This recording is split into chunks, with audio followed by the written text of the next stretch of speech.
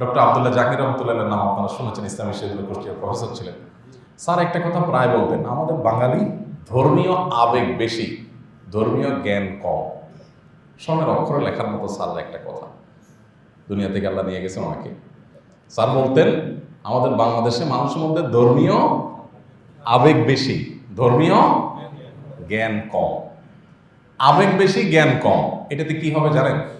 ধরেন আপনার আব্বার মাথায় কপালে একটা মাছি বসছে বা মশা বসছে, আপনার বাবার প্রতি ভালোবাসা এত বেশি যে আপনার চান্দি পুরা ৬৯,০০০ ডিগ্রিতে আপনার গরম হয়ে গেছে, আপনার মাথা রক্ত হয়ে গেছে।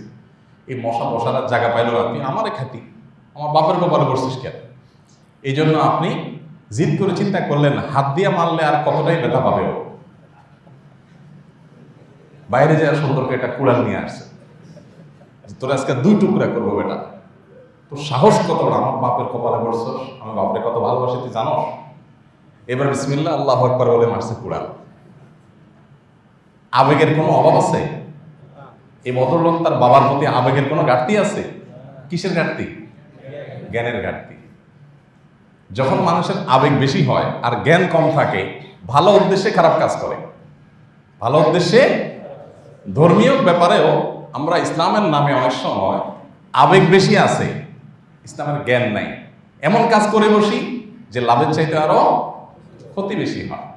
এখন মনে করেন আল্লাহর ঘরে আসছি, জুমার দিনে আসছি, হুজুরকে খুব ভালোবাসি, আল্লাহরে খুব ভালোবাসি, মসজিদে আসছি, একেবারে সামনের কাতার নামাজ পড়লে সওয়াব বেশি হয়, এই জন্য আমি সিঁড়ির জায়গাটা বন্ধ করে রাস্তা করব।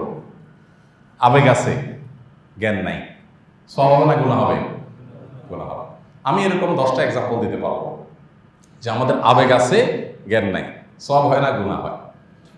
হজের প্রথম ফ্লাইট চলে গেছে বাংলাদেশে, মক্কাতে আলহামদুলিল্লাহ বাংলাদেশ থেকে।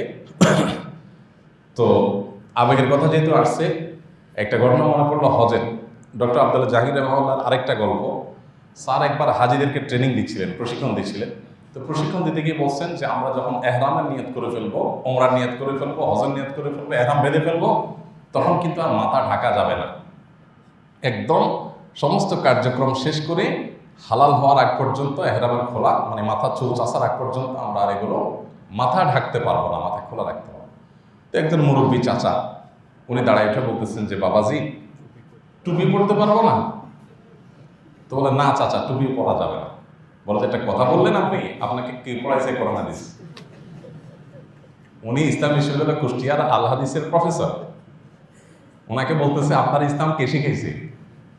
গ্রামের চাচা আর কি, জানে না এই লোক প্রফেসর ইউনিভার্সিটি। তো বলে যে আপনাকে ইসলাম কে শিখেছে বাবা? টুপি ছাড়া কেমনে হজ হয়? নামাজি হয় না, আপনার হজ কেমনে হয়? জীবনে টুপি ছাড়া একক তো নামাজ পড়ি নাই, টুপি ছাড়া কখনো থাকি নাই, আর এত টাকা খরচ করতে হজ করতে যাব আর আপনি বলছেন টুপি ছাড়া থাকতে হবে? কে বলছে আপনার সমস্যা? আমি টুপি মাথায় দেবো? পরে স্যার বলতেছেন যে বাবাজি আপনি টুপি যদি মাথায় দেন ইচ্ছাকৃত, তাহলে কিন্তু দম দিতে হবে। দম, দম বুঝেন তো? আমরা তো দম বুঝি। ক্ষতিপূরণ, জরিমানা দিতে হবে, একটা ছাগল জবাই করতে হবে, 600-700 রিয়াল লাগবে। তো চাচা তো দম বোঝে না, যখন বলছে দম দিতে হবে, চাচা বলছে দম 10টা এখনো দিয়ে দিলাম, 10টা দম এখন দিয়ে দিচ্ছি, তাও তুমি বলবো। তাহলে চাচার ধর্মীয় আবেগ আছে কি নাই? জ্ঞান নাই।